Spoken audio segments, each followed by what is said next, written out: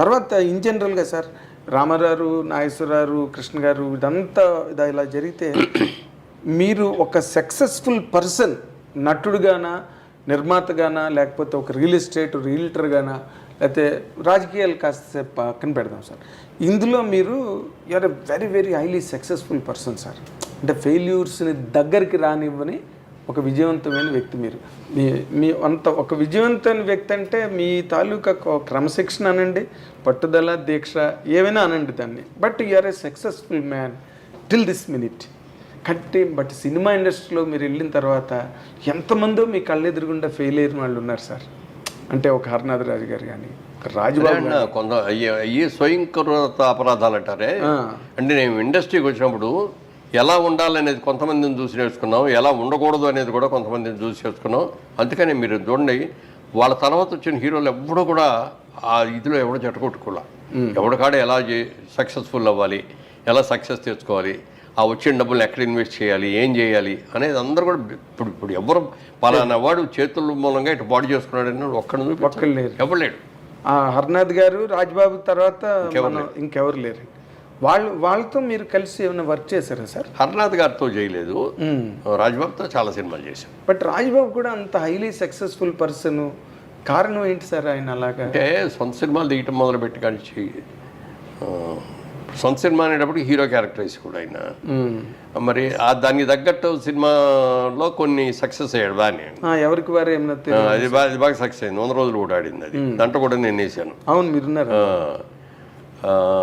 అదే ఇప్పుడు చలం గారు కూడా కొన్నాళ్ళు సక్సెస్ఫుల్ చేశాడు, ఆయన కూడా హీరోగా. అవునండి, ఆ టైపు పద్మనాభం గారు.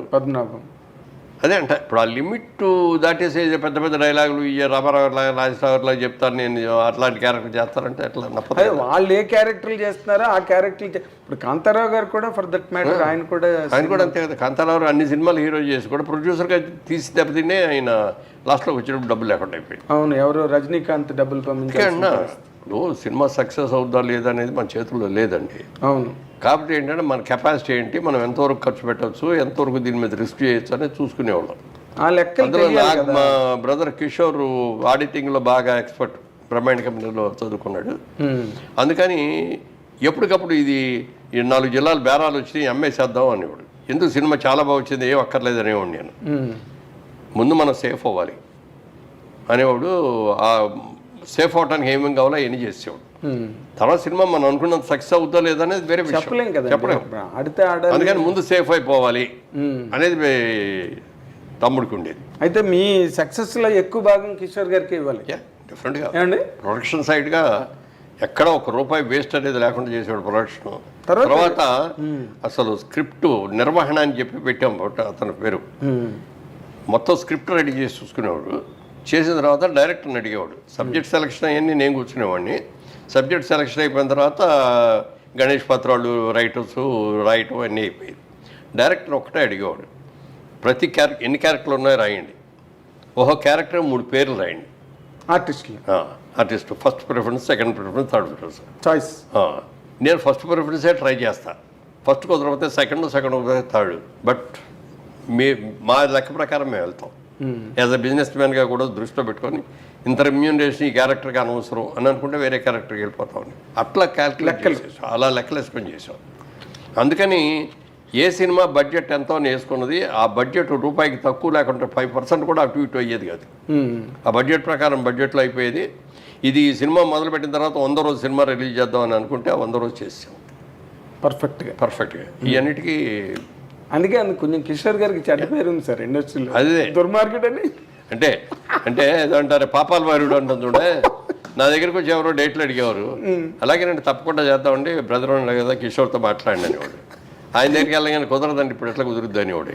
నాకు తెలుసు మురళీమోహన్ గారు మంచి అడిగానండి, వాళ్ళ అబ్బాయినండి టఫ్ అండి మాట ఎండండి అనేవాడు. కాదు, కిషోర్ గారు ఆఫీస్లో ఉన్నారంటే వెనక్కి తిరిగి వెళ్ళిపోయిన వాళ్ళు నాకు తెలుసండి మెడ్రాస్లో. అందుకే నవ్వు వస్తుంది నాకు తలుచుకుంటే. నేను ఎవరి దగ్గర నో అని లేకపోయేవాడిని.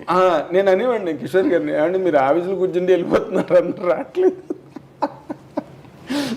అలాగా ఇప్పుడు ఈ లెక్కలు అవన్నీ వీళ్ళకి తెలియకపోవడం, కాంతారావు గారికి కానీ లేకపోతే కృష్ణ గారితో పాటు వచ్చిన రామ్మోహన్ ఏమైపోయాడు. ఆయన కూడా మళ్ళీ మరి పద్మనాభం గారు కూడా ఎంత కెరీర్ బ్రహ్మాండమైన కెరీర్ ఉండి ఆఖరాకర్లో వచ్చినప్పుడు ఆయన దగ్గర లేకపోతే. అవునండి, అవును. సరే, ఇప్పుడు ఇదొక ఎత్తండి. జనరల్గా మీరు ఇందాక అన్నారు ఏది, సావిత్రి గారి సినిమా రిలీజ్ అయితే ఫస్ట్ షో అని చెప్పి, మీరు సావిత్రి గారితో ఎప్పుడైనా ఇండస్ట్రీకి వెళ్ళిన తర్వాత మూవ్ అయిన సందర్భాలు ఉన్నాయా? సినిమాలు చేశాంగా. అదే సినిమాలు చేయడమే కాకుండా జనరల్గా మీరు జనరల్ లేదు అభిమానిగా అంటే మొట్టమొదటి సినిమా భారతంలో ఒక అమ్మాయి అని దాసరి గారు డైరెక్ట్ చేశారు. నాకు తల్లి ఏమో సావిత్రి గారు, తండ్రి ఏమో కాంతారావు గారు. చంద్రమోహన్కి ఏమో రాజసులోచన గారి తల్లిను ప్రభాకర్ రెడ్డి గారి తండ్రి. అక్కడ గొడవలు వస్తాయన్నమాట. ఈ అమ్మాయిని పెళ్లి రోజారమ్మని పెళ్లి చేసుకోవడం దగ్గర ఇది ఇన్ని. ఓకే, అది దాంట్లో ఇవన్నీ చేసినప్పుడు ఇవన్నీ చేసిన రోజున ఒక రోజున మొట్టమొదటి ఫస్ట్ షాట్ పెట్టారు నేను మా ఇద్దరు కాంబినేషన్లో. పెద్ద స్టేర్ కేస్ మీద నుంచి ఇట్లా దిగుతా నేను చెప్పుకెళ్ళి ఒక చోట ఆగాలి, ఆ వెనక ఆవిడ చెప్పుకుంటూ వచ్చి ఆగాలి. అదంతా ఒకటే షాట్ పెట్టారు దాసరి గారు.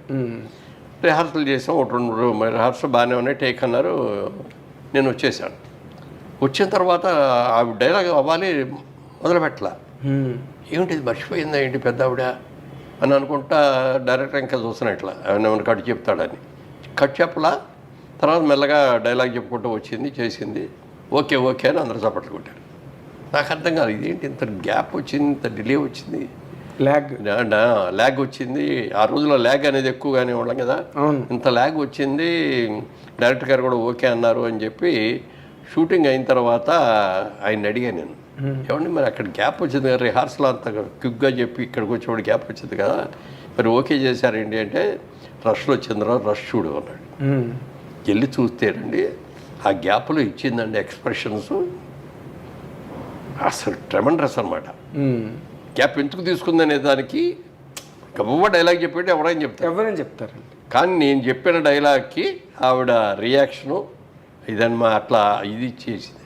అది చూసిన తర్వాత వెళ్ళి కాళ్ళకి దండం పెట్టాను. ఓకే, మహానటేనండి మీరు. అది చెప్తే ఆ రోజు నాకే ఇచ్చింది. నేను వెనక తిరిగి చూడకూడదు, దిగి వచ్చాను కదా. పైగా అంత మహానటిని అమ్మ గ్యాప్ వచ్చింది బాగాలేదు అని అనలేం కదా మనం. ఆవిడ అప్పట్లో ఆ టైంకి అసలు సావిత్రి గారి షూటింగ్కి వస్తేనే చాలు, సెట్కి వస్తేనే చాలు, ఎందుకంటే ఆవిడ అప్పటికే డిజాస్టర్లోకి వెళ్ళిపోయారు. సూర్యన్ బాబు సినిమా తీశాడు, ఇది కృష్ణ గారి ఏదో గుర్తురాట్ల పేరు. ఆ సినిమాకి సావిత్రి గారి తల్లి, గుమ్మడి గారి తండ్రి, నేను చిన్న కొడుకుని, కొంచెం అల్లరి చిల్లరగా తిరిగే టైప్ అనమాట. ఒకటే షాట్ పెట్టాడు రాజాచంద్ర. కెమెరా టాప్ యాంగిల్లో పెట్టేసి నైట్ సీను మొత్తం లైటింగ్ హీటింగ్ అంతా చేసి ఆవిడ నన్ను వచ్చి తిట్టి కొట్టడం అనమాట. షాట్ అందరూ కొట్టారు, అందరికి అయిపోయింది. చేశారు, బ్రహ్మాండంగా వచ్చేసింది, అందరూ చప్పట్లు కొట్టారు, అయిపోయింది. అంతా అయిపోయిన తర్వాత నాకు ఏదో లోపల మండుతున్నట్టుగా ఉంది. ఇవన్నీ ఊదుకుంటున్నా. ఆవిడ చూసి గవ్వ వచ్చేసి ఏంటన్నా ఏమైంది అంది. ఇవి ఏం లేదమ్మా, కొంచెం ఏదో ఇదిలాగా ఉంటే ఇది ఊతున్నారు. కానీ గుండెలు తీసి చూస్తే ఆవిడ లాగి ఇట్లా కొట్టి చేయటంలో ఈ గోల్డ్ ఇట్లా గీసుకొని బ్లడ్ వస్తాను. ఇక అక్కడ చూసేసి నాన్న సారీ నాన్న మా ఇంత అద్భుతంగా చేశారు, ఇక్కడ కావాల్సింది అదే ఇంపాక్ట్, ఇక్కడ ఏం తగిలినాయి అది కాదు, ఏముంది నథింగ్ ఇవి అని చెప్పి చేస్తే కూడా అంత వెరీ డెలికేట్ రిజల్ట్. ఎవరికైనా చిన్నాళ్ళకి పక్కన వాళ్ళకి కష్టం వచ్చిందంటే వెరీ సెన్సిటివ్. వాళ్ళకి కష్టం వచ్చిందంటే కూడా తట్టుకునేది కదా. అలాగే ఎవరన్నా వచ్చేదన్నా శుభలాకి తీసుకొచ్చి పెట్టారు కాబట్టి దగ్గర ఎంత డబ్బులు ఉంటే అంత డబ్బులు అక్కడ ఇచ్చేసారు. అలాగే ఆవిడ మీరు అంటే ఆల్మోస్ట్ లాస్ట్ డేస్ మీరు అప్పటికి ఇండస్ట్రీకి వెళ్ళిపోయారు, ఆవిడతో యాక్ట్ చేశారు. అసలు ఒక్కొక్కరు ఒక్కొక్క కథనం చెప్తారండి సావిత్రి గారి గురించి. ఎవరి వెర్షన్ వాడిది, ఎవరి వెర్షన్ ఆడిది సావిత్రి గారు. నాకు చూసింది 9 వరకు అయితే అట్లా కొన్ని సినిమాలు రామాయణంలో పిటకల వేట ఇంకా అయ్యో కొన్ని సినిమాలు చేశాం మేము అందరం. ఆ సినిమాలన్నీ చాలా సక్సెస్ అయిన తర్వాత ఆవిడతో బాగా ర్యాప్ విపరీతంగా పెరిగింది. సరదాగా ఆవిడకి కూడా కార్డ్స్ ఆడటం ఇష్టం. 6 గంటలు దాటిన తర్వాత ఆవిడ షూటింగ్ చేసేది కాదు, 6కి వెళ్ళిపోతానని చెప్పేది. ఇది 6కి సీల్ 8కో 7 దాకానో 9 దాకానో అయ్యేటట్టు ఉంది అన్నప్పుడు డైరెక్టర్ వచ్చి సైగ చేసేవాడు మాకు. ఆవిడతో కూర్చొని ప్యాకాడేవాడు. ఆయన సైగ చేసేవాళ్ళు. సైగ చేసేస్తే ఇక మేము ఆట అయినా కూడా తిప్పేవాళ్ళం కాదు. కార్డు తీసేసి పడేసేసి ఆవిడ షో తిప్పేది. అబ్బా బలి పోయిందండి, ఇంకొక ముక్క వస్తే మాకు అయిపోయేదండి అనేవాళ్ళమే తప్ప అంటే ఇక అవి పుచ్చుకోగానే అదొక సరదా, దాంట్లో ఇన్వాల్వ్ అయిపోయి టైం ఎంత అయిందనే చూసుకునేది కాదు. అంతా అయిపోయిన తర్వాత ప్యాకపోయి ఏంటయ్యా 9 అయిపోయింది, నేను 6ంటికి వెళ్ళిపోతాను, ఇప్పుడు దాకా చేశారేంటి అనేమాట. అట్లా చాలా బట్ అలాగా చిన్నపిల్లల మనస్తత్వం లాగా ఉండేది అనమాట. ఓ రోజున ఇట్లాగే మీ అందరం వెయిట్ చేస్తాం, దాంట్లో రామాయణంలో పిటకల వేట, ఎంఐ దీపరాల, అప్పుడు దీప బాగా క్రేజ్ అనమాట, విపరీతమైన బిజీగా ఉండేది, అన్ని లాంగ్వేజ్లో చేస్తూ ఉండేది. ఎక్కడో షూటింగ్లో లేట్ అయిపోయింది, 9ంటికి రావాల్సిన అమ్మాయి 12ంటికి వచ్చింది. వచ్చేసి గబా మేకప్ రూమ్లో డ్రెస్ వేసుకొని రాకుండా సారీ డైరెక్టర్ గారు అంటే డైరెక్టర్ గారి దగ్గరికి వెళ్తాం కదా, వెళ్ళి ఏదో చెప్తాను పిలిచింది కూడా. ఏమనుకుంటున్నావు నువ్వు అక్కడ ఆలస్యం చేసిందాను, ఆలస్యం అయింది, ఎందుకు అయింది అనేది వేరే విషయం. నువ్వు రాగానే మేకప్ తీసుకొని డ్రెస్ చేసుకొని వచ్చి షార్ట్ చేస్తావా అని మీకోసం మేము వెయిట్ చేయాలా ఇక్కడ, ఇంత ఇది నీకు ఆ మాత్రం కామన్ సెన్స్ లేదా అని చెప్పి లెఫ్ట్ అండ్ రైట్ చెప్పి అమ్మాయి బడబడి వెయిట్ చేసింది. అప్పుడు అందనమాట, నేను నీ మీద కోపంతో అనలేదు, మనం చాలా సిన్సియర్గా ఉండాలి, ఎంతమంది ఆర్టిస్టులు వెయిట్ చేస్తున్నారు, నేను 12ంటికే వస్తానండి, రేపు నాకు కుదరదండి నువ్వు చెప్పావు అనుకో, ఆయన ఇంకో సీన్ పెట్టుకునేవాడు, వేరే సీన్ తీసుకునేవాడు, ఎంత లాస్ వచ్చింది అతనికి అని చెప్తే ఇంకెప్పుడు అలా చేయనండి.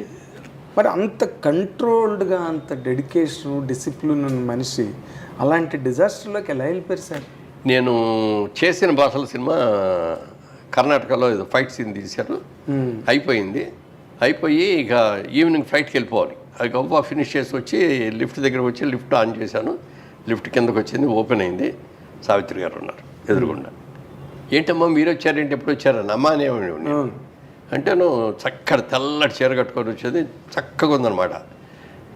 రేపు నుంచి షూటింగ్, నాకు ఇవాళ షూటింగ్ లేదు, ఫ్రెండ్స్ ఎవరో ఉన్నారు, నైట్ డిన్నర్కి పిలిచారు, అక్కడికి వెళ్తాను. బాగున్నారమ్మా, ఇప్పుడు చాలా చక్కగా ఉన్నారు, ఇది మెయింటైన్ చేయండి అని అన్నాను. అలాగే అన్నారు, నేను నా దావని నేను వెళ్ళిపోయాను. నెక్స్ట్ డే మార్నింగ్ న్యూస్ ఏంటంటే ఆ పార్టీలో డయాబెటిక్ కోమా వచ్చేసి. And for more videos, please subscribe to iDream.